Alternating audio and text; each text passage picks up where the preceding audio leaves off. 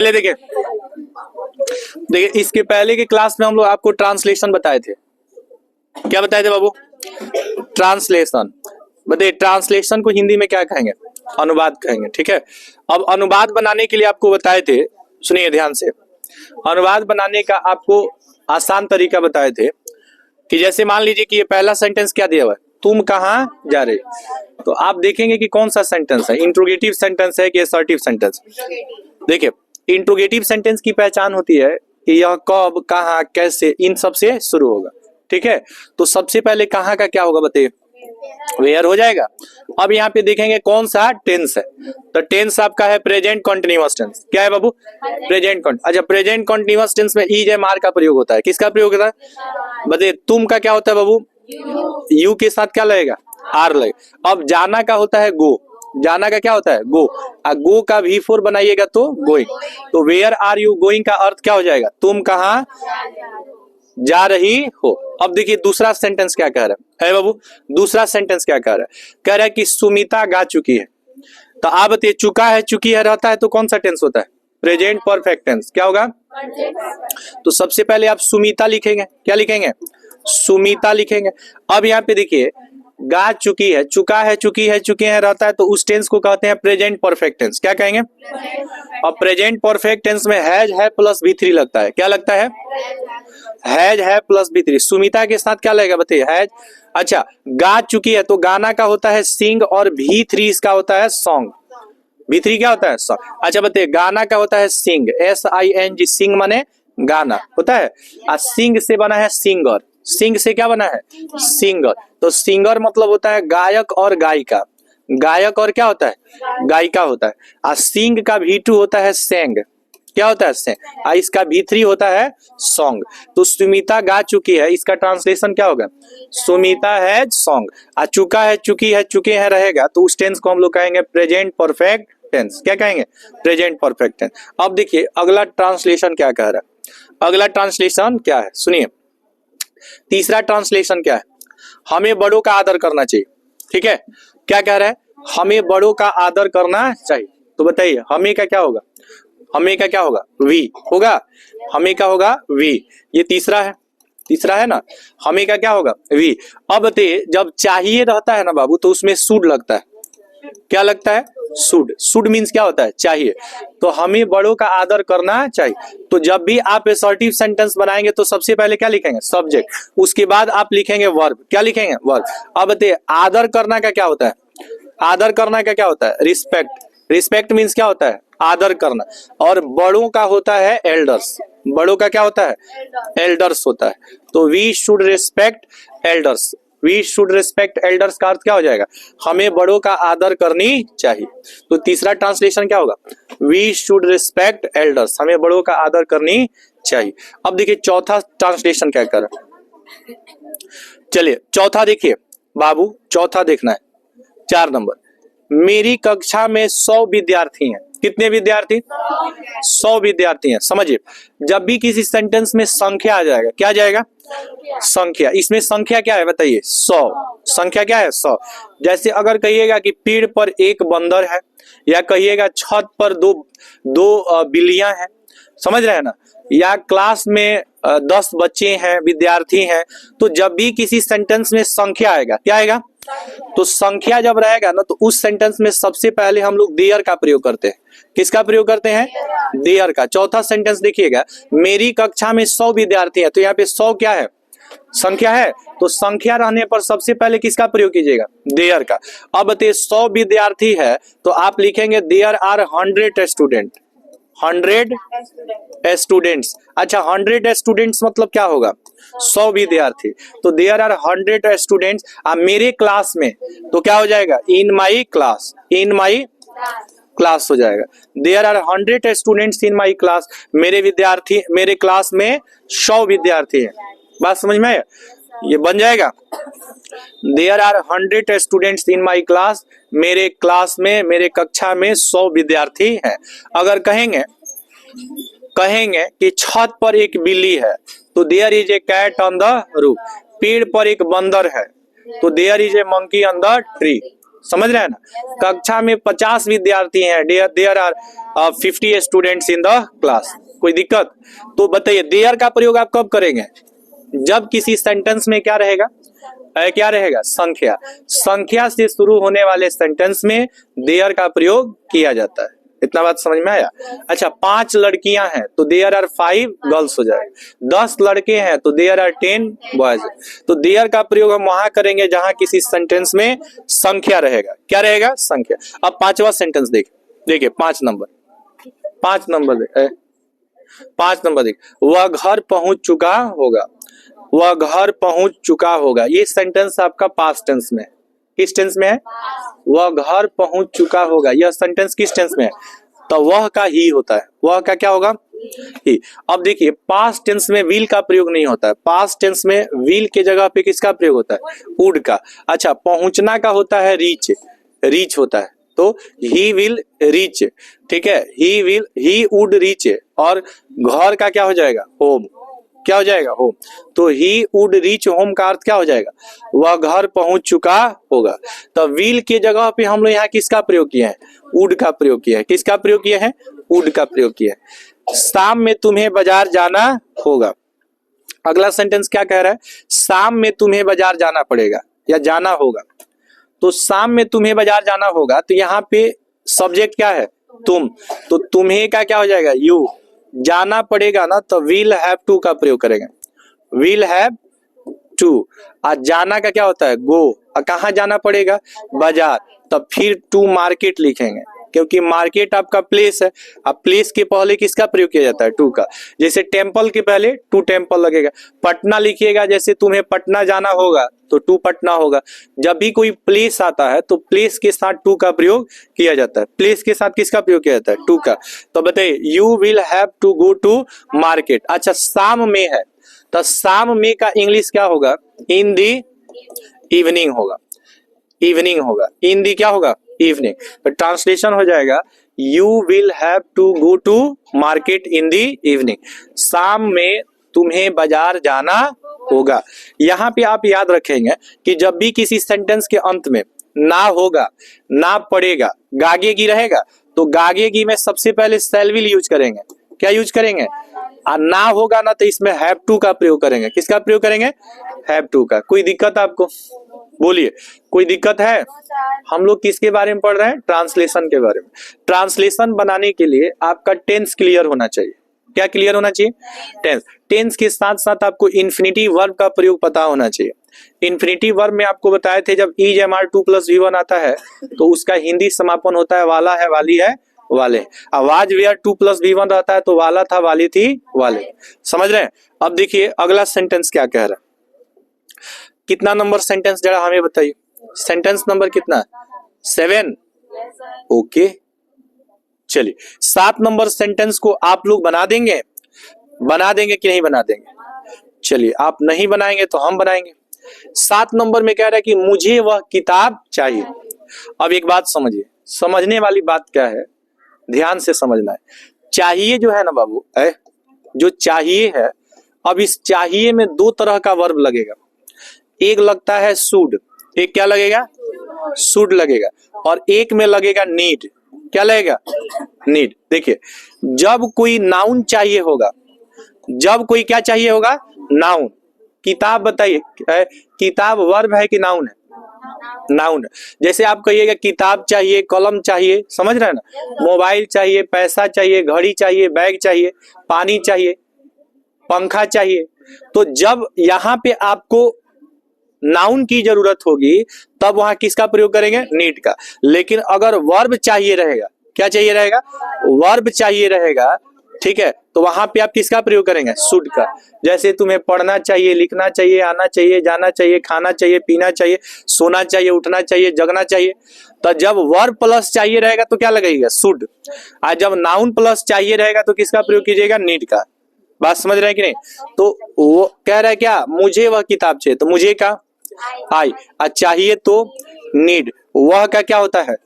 That. और किताब का क्या होता है? बुक। किताब का क्या होगा? आई नीड डैट बुक का अर्थ क्या हो जाएगा? मुझे वह किताब चाहिए। मुझे वह किताब चाहिए का इंग्लिश क्या होगा? I need that book. बताइए नीड का प्रयोग कहाँ करते हैं? नीड का प्रयोग करते हैं किसके साथ? क्या बुक नाउन नहीं है? बुक नाउन है कि नहीं है? लेकिन बताइए हमें बड़ों का आदर करना चाहिए, अभी हम लोग बनाए थे ना, हमें बड़ों का आदर करना चाहिए, ये जो सेंटेंस था, तो आप यहाँ पे देखिएगा, यहाँ पे दिया है आदर करना। तो आदर करना नाउन है कि वर्ब है? बोलिए, आदर करना क्या है? वर्ब है। तो जब वर्ब रहेगा तब आप किसका प्रयोग करिएगा? शुड का, शुड का। और जब नाउन रहेगा तो आप किसका प्रयोग कीजिएगा? नीड का। जैसे कलम चाहिए तो नीड ए पेन, किताब चाहिए तो नीड ए बुक। समझ रहे हैं ना? अगर आपको पैसा चाहिए तो नीड मनी। बात समझ रहे हैं ना? नीड मनी का अर्थ क्या हो जाएगा? पैसा चाहिए। कोई दिक्कत आपको? अब क्या कह रहा है? क्वेश्चन नंबर कितना? 8। अब 8 नंबर देखिए क्या कह रहा है। 8 नंबर को ध्यान से समझना है, सुनिए। 8 नंबर कह रहा है कि गुरु शिष्य का संबंध पवित्र होता है। गुरु शिष्य का संबंध पवित्र होता है। तो बेंच से तनी सीधा हो जाओ, सुनने नहीं आई हो यहाँ? सुना आई हो यहाँ? कौन है जी? दिख नहीं रही है। अच्छा, मड़ी करने का। गुरु शिष्य का संबंध पवित्र होता है, ठीक है। अब बताइए आप लोग इसको जब बनाएंगे, गुरु शिष्य का संबंध पवित्र होता है, तो आप सबसे पहले लिखेंगे संबंध का। क्या लिखेंगे? तो संबंध को इंग्लिश में बोलते हैं रिलेशन, ठीक है। क्या बोलते हैं? रिलेशन। और का रहेगा तो यहाँ पे आप किसका प्रयोग करेंगे? ऑफ का करेंगे। गुरु और शिष्य, तो गुरु को गुरु बोलते हैं और शिष्य को डिसाइपल बोलते हैं। क्या बोलते हैं? डिसाइपल। ऑफ जहां रहेगा वहां किसका प्रयोग होगा? द। तो the relation of Guru and disciple होता है तो किसका प्रयोग करेंगे? इज। अब पवित्र का इंग्लिश होता है हॉली, हॉली या सेक्रेड। सेक्रेड, सेक्रेड मीन्स क्या होता है? पवित्र। हॉली मतलब ही क्या होता है? पवित्र होता है। तो इंग्लिश इसका ट्रांसलेशन क्या हो जाएगा? The relation of Guru and disciple is sacred. आप चाहे तो रिलेशनशिप भी लिख सकते हैं। संबंध का इंग्लिश होता है रिलेशन या रिलेशनशिप। तो the relation of Guru and disciple is हॉली या सेक्रेड का अर्थ हो जाएगा कि गुरु और शिष्य का संबंध क्या होता है? पवित्र होता है। पवित्र का अंग्रेजी बता देंगे? सेक्रेड या हॉली। पवित्र का इंग्लिश क्या होता है? सेक्रेड होता है या फिर क्या होता है? हॉली। आपको बताए थे ना, होली HOLI होता है। समझ रहे हैं ना? ये होली जो होता है फेस्टिवल ऑफ कलर होता है। फेस्टिवल ऑफ क्या होता है? कलर होता है, जिसको आप रंगों का त्योहार कहते हैं। किसका प्रयोग क्या क्या कहते हैं? रंगों का। अच्छा, ईद का स्पेलिंग बता देंगे? ईद का स्पेलिंग EID। ईद का स्पेलिंग EID होता है और होली का स्पेलिंग HOLI होता है। अगर आप HOLY लिखेंगे तो इसका अर्थ होता है पवित्र। क्या होता है? पवित्र। आप याद रखिएगा, जब कोई वर्ड जब 2 या 2 से अधिक ऐसे वर्ड जिसका उच्चारण लगभग आपको सेम लगता है लेकिन उसका मीनिंग क्या होता है? अलग अलग होता है, तो ऐसे वर्ड्स को ग्रामर की भाषा में होमोफोन्स कहा जाता है। क्या कहा जाता है? होमोफोन्स कहा जाता है। होमोफोन्स ऐसे वर्ड्स होते हैं जिनका मीनिंग अलग होता है लेकिन प्रोनाउंसिएशन क्या होता है? सेम होता है। जैसे सी का स्पेलिंग आप लोग देखिएगा, सी जो है इसका स्पेलिंग आप लोग देखिएगा, ये तीनों को हम लोग सी ही पढ़ेंगे ना, लेकिन क्या तीनों का मीनिंग सेम होगा? नहीं। इस सी का अर्थ क्या होता है? वह होता है। इस सी का अर्थ होता है समुद्र, समुद्र होता है। और इस सी का अर्थ क्या होता है? देखना होता है। तो जब 2 या 2 से अधिक वर्ड जिसका उच्चारण जो होता है सेम होता है लेकिन अर्थ अलग अलग होता है, तो ऐसे वर्ड्स को ग्रामर की भाषा में क्या कहते हैं? होमोफोन। जैसे हॉली देखिए, इसको पढ़ते हैं हॉली। क्या पढ़ते हैं? हॉली। इसको पढ़ते हैं होली। होली। हॉली का स्पेलिंग होता है HOLI और होली का स्पेलिंग होता है HOL। तो हम लोग अभी क्या पढ़ रहे हैं? ट्रांसलेशन। क्या पढ़ रहे हैं? ट्रांसलेशन। तो पहला, ये जितना भी हम ट्रांसलेशन आपको बता रहे हैं ना, ये सारे ट्रांसलेशन आपको प्रीवियस में पूछा हुआ है। प्रीवियस का मतलब क्या होता है? जो पहले पिछले एग्जाम में ये सारे क्वेश्चंस आपको पूछा हुआ है और ये इसी में से आपको अगले एग्जाम में फिर पूछा जाएगा। समझ रहे हैं कि नहीं? तो सबको अच्छे से समझिए। मेन चीजें आपको कॉन्सेप्ट समझना है कि बन कैसे रहा है। अगर आपको कोई चीज बनाना आ जाए तो कोई रहे या न रहे आप बना के खा लेंगे कि नहीं। आप दूसरे के भरोसे बैठल रहेंगे कि कोई बेल के आपको क्या करेगा, खिलाएगा। आप कभी हाँ बेल के सेक के खिलाएगा आपको। अब मान लीजिए वो कभी आदमी कहीं चला गया, तब क्या घर में बैठ के रोएंगे, बना के खा लेंगे, ऑनलाइन ऑर्डर कर लेंगे। ओके, आप लोगों के पास बुद्धि का कमी है जी, कमी है बुद्धि का, बिल्कुल कमी नहीं है, बस पढ़ाई का कमी है, बुद्धि का कमी नहीं है। ओके चलिए आगे बढ़े। बताइए पहला ट्रांसलेशन 7 ट्रांसलेशन हम आपको बता चुके, अब हम लोग दूसरा ट्रांसलेशन देख रहे हैं।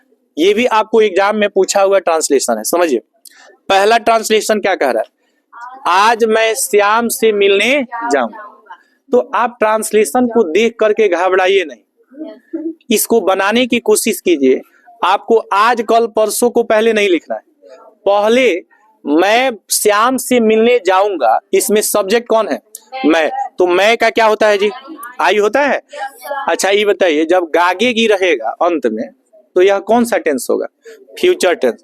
था थे थी रहेगा तो पास्ट टेंस, है हूं हो रहेगा तो प्रेजेंट टेंस। तो मैं का क्या होगा, आई। आई के साथ आप किसका प्रयोग कीजिएगा, सेल का। अच्छा बताइए सेल किसके किसके साथ लगता है जी, आई और वी के साथ किसका प्रयोग करते हैं, सेल का। किस टेंस में, फ्यूचर टेंस में। फ्यूचर टेंस के अंत में क्या रहता है, गागेगी रहता है। इतना बात आपको तो पता ही है कि गागेगी रहता है तो उसको फ्यूचर टेंस कहते हैं, इसमें सेल या विल का प्रयोग होता है। लेकिन आई और वी के साथ सेल लगता है, आई और वी के साथ क्या लगता है, सेल लगता है।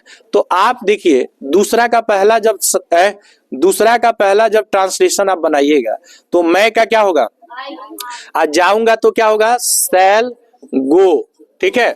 अच्छा श्याम से मिलने, श्याम से मिलने जाएंगे टू, आप चाहें तो यहाँ मीट का प्रयोग कर सकते हैं, किसका प्रयोग कर सकते हैं, आप चाहें तो मीट के जगह पे आप सी का भी प्रयोग कर सकते हैं। एक बात याद रखिएगा, टू सी का अर्थ मिलना भी होता है और देखना भी होता है, बात समझ रहे हैं ना। तो टू सी और किससे मिलने के लिए बाबू, श्याम, तो हम यहाँ पे लिख देंगे श्याम। तो आई शैल गो टू मीट श्याम, और आज है तो लास्ट में आज को आप क्या लिखेंगे, क्या लिखेंगे आज को, टुडे। टुडे मीन्स क्या होता है, आज। अच्छा यहाँ पे मीट का स्पेलिंग देखिएगा क्या दिया हुआ है, MEET। अच्छा मीट का स्पेलिंग MEATV होता है, इस मीट का जरा बताइए, इस मीट का अर्थ क्या होता है, मिलना। इस मीट का अर्थ क्या होता है, मांस होता है। क्या होता है, मांस। अगर आप पार्ट्स ऑफ स्पीच को देखेंगे तो मीट मीन्स मांस जो होता है ये नाउन होता है, ये क्या होता है, नाउन होता है। और मिलना मीट जो है इसका ये जो होता है ये वर्ब होता है, क्या होता है। उसी तरह देखिए WEAK वीक मीन्स क्या होता है, कमजोर। WEEK वीक मीन्स क्या होता है, सप्ताह होता है, सप्ताह। तो ऐसे वर्ड्स को होमोफोन्स कहा गया है। वीक माने क्या होता है, कमजोर होता है। ये वीक जो है पार्ट्स ऑफ स्पीच में आपका नाउन है, क्या है, नाउन। ये सॉरी पार्ट्स ऑफ स्पीच में ये एडजेक्टिव है, क्या है, एडजेक्टिव। और ये वीक पार्ट्स ऑफ स्पीच में नाउन है। तो ऐसे वर्ड्स का नाम होता है homophones. The word which has similar pronunciation but meaning is different is known as the name of homophones। homophones का डेफिनेशन क्या होता है, homophones ऐसे वर्ड्स को कहा जाता है जिसका मीनिंग जो होता है अलग अलग होता है लेकिन उच्चारण एक समान होता है। उच्चारण क्या होता है, एक समान होता है। तो पहला आपको ट्रांसलेशन समझ में आ गया। चलिए अब दूसरा ट्रांसलेशन देखते हैं। चलिए वह बहुत बीमार था, वह बहुत बीमार था। अब ये देखिए दूसरा ट्रांसलेशन, कुछ आप लोग भी बताइए। बोलने से जुबान जो होता है ना वो ठीक ठाक हो जाता है, नहीं तो तोतला के बोलिएगा मेरे बुआ दी के थादी में दलुल दलुल आना। बोलने लगे कि नहीं, बुआ दी के थादी में दलुल दलुल आना। तो बोलने से क्लियर आवाज आता है कि नहीं, बताइए। चलिए दूसरा ट्रांसलेशन देखते हैं। वह बहुत बीमार था। हाँ तुम बना लो, एकदम जूड़ा उड़ा बनाओ, किस किंग लगाओ और बड़ा बड़ा बाल हो जाएगा। बस आता है तुम, नहीं बस आता है। लौकी का तेल, अभी आदिवासी वाला का बड़ा ट्रेनिंग चल रहा है, वही वही तिल, वही लगा लो, एकदम बड़ा बड़ा बाल। हमको बड़ा बड़ा बाल क्या होगा जी? गुंडा लगेंगे। चलिए ठीक है। अब बताइए, वह बहुत बीमार था। बताइए, अगर यहाँ बताइए मेल की बात कर रहे हैं कि फीमेल की? बताइए, मेल के लिए ही लगाइए कि सी? ही लगेगा ना। अच्छा, फीमेल के लिए क्या लगता है? सी। अब मेल के लिए बताइए, था रहेगा तो किसका प्रयोग कीजिएगा? वाज का। अच्छा, बहुत का क्या होता है? वेरी। अब बताइए, बीमार का क्या होता है? इल। इल मीन्स क्या होता है? अच्छा, डिजीज मीन्स क्या होता है? बोलिए।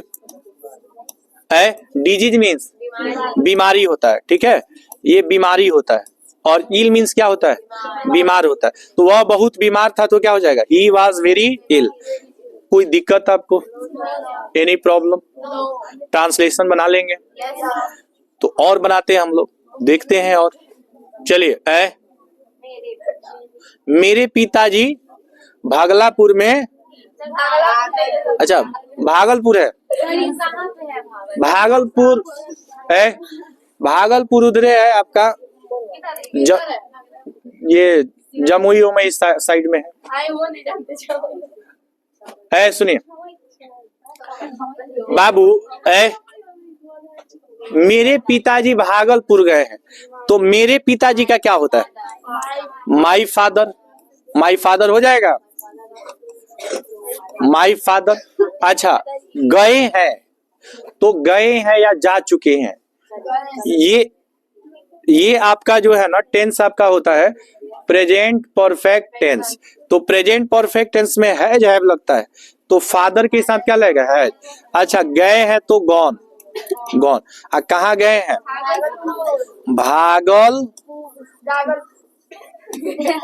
भागलपुर गए हैं, गागल तोड़ने गए हैं। My father has gone to Bhagalpur. कहाँ गए हैं जी? भागलपुर की पागलपुर? भागलपुर। कोई दिक्कत आपको? 3 बना दिए। चाय पियेंगे आप लोग? देखिए यहाँ पे है, तो सच में नहीं तो क्या, मैं चाय पी रहा हूँ, नहीं दिख रहा है आपको? ओके, चाय पी रहा हूँ। ओके, चलिए देखिए, बताइए, मैं चाय पी रहा हूँ, चौथा सेंटेंस है। अच्छा, कोई आप में से बता देंगे खड़े होके क्या होगा? खाली हम ही बोलते रहे? बोलिए, आप लोग भी कुछ बताइए। मैं चाय पी रहा हूँ, कोई एक आदमी बताइए इसका इंग्लिश क्या होगा? आप लोग बताएंगे नहीं? आई एम, क्या बोला है? बोलो। चौथा का बताइए क्या होगा? बताइए, मैं का क्या होता है जी? अच्छा, हूं रहेगा तो एम लगा देंगे। देखिए, पीना का जो इंग्लिश है, पहले बात सुनिए, जो पीना है इसका 2 इंग्लिश होता है।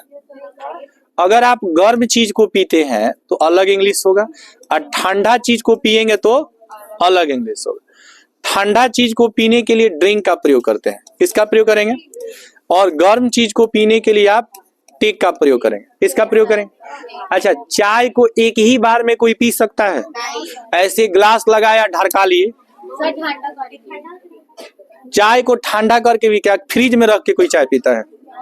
देखिए, चाय को जब भी हम लोग पीते हैं, तुम बाले बढ़ाओगे नहीं चक्कर में, सब बाले के चक्कर में पड़े, ये भी इस तरह से कर रही है। बताओ, सुनिए, चाय को गर्म चाय पियेंगे ठंडा चाय? क्या चाय को फ्रिज में रख के पियेंगे? कूल ड्रिंक्स को गर्म करके पियेंगे? खौला देंगे गैस पे, क्या वैसे पियेंगे? नहीं। कूल ड्रिंक्स का मतलब है, सुनिए ध्यान से सुनिए, कूल ड्रिंक्स का अर्थ है जिस चीज को आप ठंडा करके पीते हैं। नहीं, तो जब किसी चीज को ठंडा करके पियेंगे तो वहां पे ड्रिंक वर्ड का यूज करेंगे। लेकिन चाय गर्म ही अच्छा लगता है। ठंडा चाय तो लोग कहते हैं ले जाओ, ठंडा हो गया चाय, गरम करके लाओ।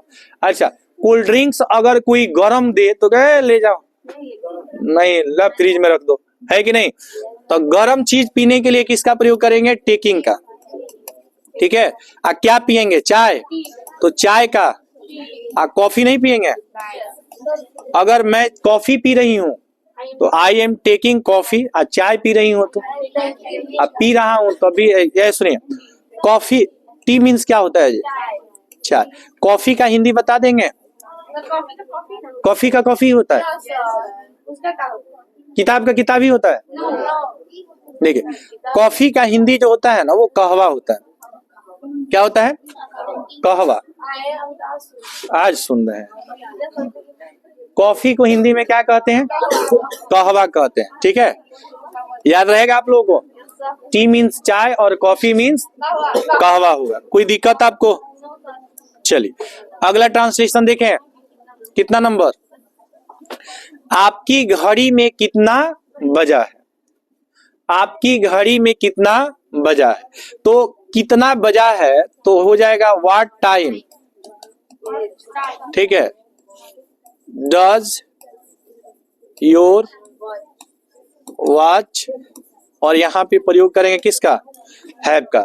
What time does your watch have? आपके घड़ी में कितना बजा है? आपके घड़ी में कितना बजा है इंग्लिश में क्या बोलेंगे? What time does your watch have. यहाँ पे डज जो है ना इसके साथ हैव लगेगा। हैव वर्ब का फर्स्ट फॉर्म होता है। हैज जो होता है ना है बाबू, ये V5 होता है।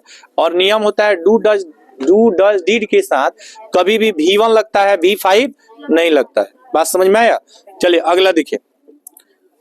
अगला क्वेश्चन है, अगला ट्रांसलेशन है 6 नंबर। शिक्षकों का आदर करना चाहिए। शिक्षकों का आदर करना चाहिए। आप में से कितने लोग शिक्षकों का आदर करते हैं? हाँ? जो शिक्षक का आदर करता होगा वो माता पिता का भी आदर करता होगा। और जो शिक्षा का आदर नहीं करता होगा वो किसी का आदर नहीं करेगा। इवन अपने सास ससुर का भी आदर नहीं करेगा। चलिए देखिए बाबू, है बताइए, शिक्षकों का आदर करना चाहिए। शिक्षकों का आदर करना चाहिए। तो सबसे पहले शिक्षकों का लिखेंगे टीचर्स। क्या लिखेंगे? शिक्षकों का आदर करना चाहिए, टीचर्स। यहाँ पे यूज करेंगे शुड बी। किसका प्रयोग करेंगे?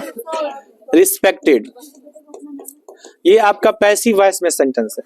शिक्षकों का आदर करना चाहिए तो टीचर शुड बी रिस्पेक्टेड। क्या हो जाएगा? टीचर शुड बी रिस्पेक्टेड का अर्थ क्या हो जाएगा? शिक्षकों का आदर करनी चाहिए। है हल्ला, शिक्षकों का आदर करनी चाहिए। बोलिए। नहीं दिख रहा है तुम लोग फुल स्टॉप? अरे यहीं पे तो है। हाँ ऐसा ही तुम बोलोगी तभी हम लगाते हैं। देखिए यहाँ पे बाबू, सुनिए सुनिए, कह रहा है मेरी परीक्षा चल रही थी इसीलिए आप लोगों का क्लास बंद था।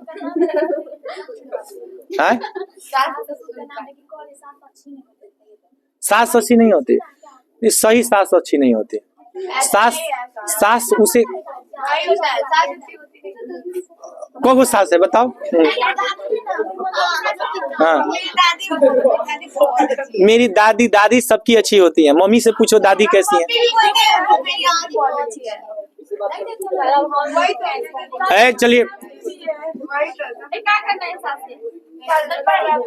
चलिए आगे बढ़े। क्वेश्चन नंबर कितना है? कितना नंबर जी? 7। क्या कह रहा है? 7 नंबर। मेरी परीक्षा चल रही थी इसीलिए क्लास क्या था? बंद था। अब आज से क्लास आप लोग का रेगुलर चलेगा। अरे बाबू 600 किलोमीटर था। एक दिन जाइए, एक दिन एग्जाम दीजिए, एक दिन आइए, बीच में संडे। पेपर लीक नहीं हुआ है। देखिए एक्चुअली हुआ क्या था, इस चीज को समझिए। हुआ ये था ना कि बापू परिसर जहाँ पे खान सर ये लिए थे ना, एग्जाम लिए थे, वहां पे हुआ क्या था कि जैसे एग्जाम था 12 बजे से, तो अलाउड था, बीपीएससी का इंस्ट्रक्शन था कि पेपर एट एनी हाउ 11:50 तक बच्चों को दे देना है। 11:50 मतलब 12 बजे से 10 मिनट पहले। लेकिन वहां पे परिसर में बच्चों को पेपर मिला 12:22 पर। लगभग आपका 22 मिनट लेट से आपका ये मिला पेपर। तो 22 मिनट उधर और 10 मिनट इधर, लगभग 32 मिनट लेट हो गया। इंस्ट्रक्शन था कि बच्चों को पेपर 10 मिनट पहले मिलना चाहिए और आधा घंटा पेपर लेट मिला। उसमें भी OMR करने वाला था। OMR में आप लोग जानते हैं कि अगर 30 मिनट अगर आपको टाइम नहीं दिया जाए तो आपका बहुत सारा क्वेश्चन छूट जाएगा। मतलब समझिए कि 2 घंटे में अटेम्प्ट करना था 150 क्वेश्चंस, माने 150 क्वेश्चंस आपको OMR पे भरना था, और आधा घंटा जब लेट आएगा तो लगभग 50-60 क्वेश्चन आपका ऐसे ही छूट जाएगा। तो क्या वैसे बच्चे रिजल्ट दे पाएंगे?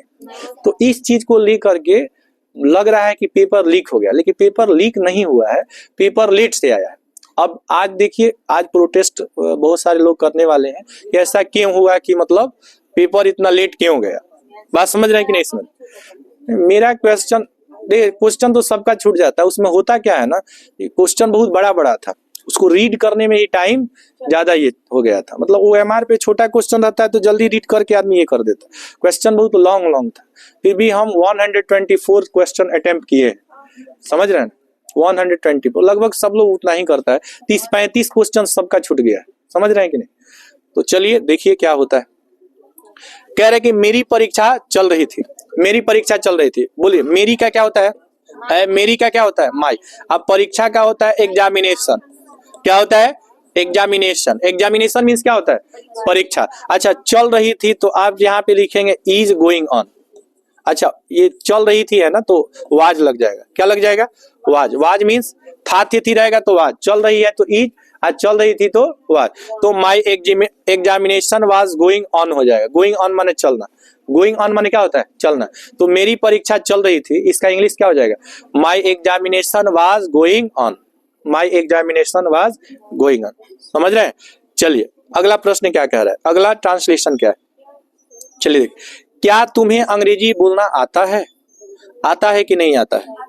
चलिए, क्या तुम्हें अंग्रेजी बोलना आता है?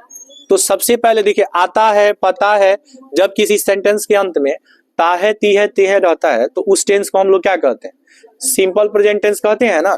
तो सिंपल प्रेजेंट टेंस में डू और डज लगता है, तो यू के साथ डू लगता है कि डज लगता है? डू। अच्छा, बोलना आता है या पता है या जानता है का इंग्लिश होता है नो। अब बोलना का होता है how to speak, how to speak. क्या बोलना? इंग्लिश। तो आप यहाँ पे लिख देंगे इंग्लिश और लास्ट में क्या लगा देंगे? क्वेश्चन में। तो do you know how to speak English? Do you know how to speak English. तो do you know how to speak English का हिंदी क्या हो जाएगा? क्या तुम्हें अंग्रेजी बोलना आता है? ये जितना भी ट्रांसलेशन आपको बता रहे हैं ना, ये सब प्रीवियस क्वेश्चन है। आप लोग ध्यान से समझेंगे तो एक भी ट्रांसलेशन आप लोगों का नहीं छूटेगा। समझ रहे हैं कि नहीं? ध्यान से देखेंगे तब। बताइए, do you know how to speak English का हिंदी क्या हो जाएगा? क्या तुम्हें अंग्रेजी बोलना आता? अच्छा, यही आपको ट्रांसलेशन दे दे कि क्या तुम्हें तैरना आता है, तो क्या होगा? Do you know how to swim. अगर दे दे क्या तुम्हें कार चलाना आता है, तो do you know how to drive a car. कोई दिक्कत? क्या तुम्हें चाय बनाने आता है? Do you know how to prepare tea. Prepare tea मतलब चाय बना। क्या तुम्हें खाना बनाने आता है? तो do you know how to cook food. Made food का प्रयोग नहीं होता है, कुक फूड मतलब खाना